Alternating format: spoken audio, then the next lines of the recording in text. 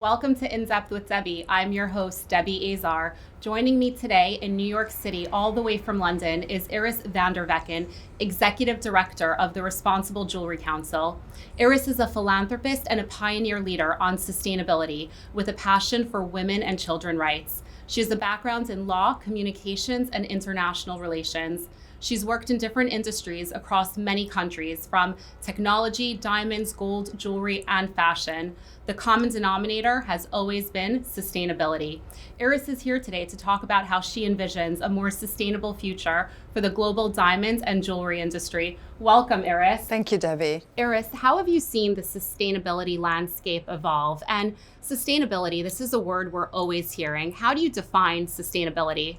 Sustainability is about humanity. It is about an organization that looks at long-term economic growth in peace and prosperity. It's about purpose and profit going hand in hand. And that can be challenging because, as you know, supply chains are long, they're global, they're complex. So it is really a roadmap of continuous improvement. And what's shaping this agenda? Well, that's quite interesting because 2020 is really a magical year because we are 10 years away from the 2030 agenda, the 17 Sustainable Development Goals that were agreed in 2015 by 193 countries. And I think that's great because for the first time, the world has really said, well, these are the KPIs. This is the path, of peace, people, planet, prosperity, and inclusion. And then we have this younger generation, the millennials, the Gen Z, that is asking companies, you need to tell us and you need to show us. So it's creating a lot of new dynamics that companies need to be prepared for. Can you tell us a little bit more about the Responsible Jewellery Council and what does the company have to do to become a member of the RJC? Well, the Responsible Jewellery Council was founded in 2005 by 14 pioneer leaders like Signet, Tiffany, Cartier, De Beers, Jewelers of America.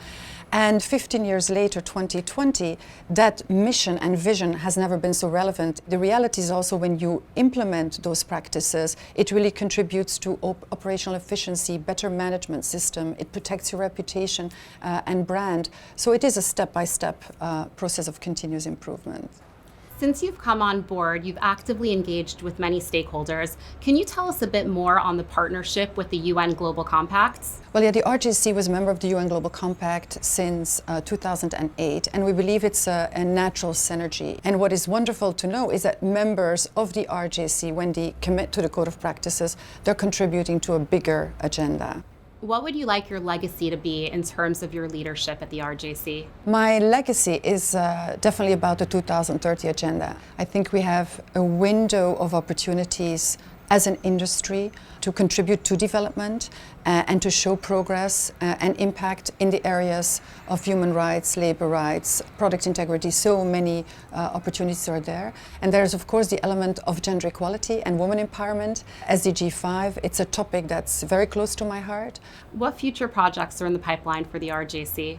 Well, we have different projects to support our members. Of course, we're looking at the colored gemstone business. We're developing new practical toolkits. We're setting up an SDG task force to start understanding, okay, what is material for our industry and how can we measure progress. We're working on the EU recognition scheme because we believe the only way that we can build transformation is in partnership and collaboration. Iris, you've received awards for your work in human rights and women empowerment. You volunteer for the Special Olympics. You've also run the New York City Marathon for UNICEF. How do you do this all, and what's your motivation behind it? Well, I'm a believer, and I also am very grateful. I had a lot of people supporting me in that journey to grow, and I think it's about giving back to society. And I think the element of Special Olympics, that's very close to my heart, is that Special Olympics really taught me a lot about inclusion. And I think that's also my mantra today, that inclusion and diversity is critical to be able to build that transformative change that we require to contribute to the bigger agenda. Iris, thank you so much for joining me today. This is In Depth with Debbie. I'm Debbie Azar. See you next time.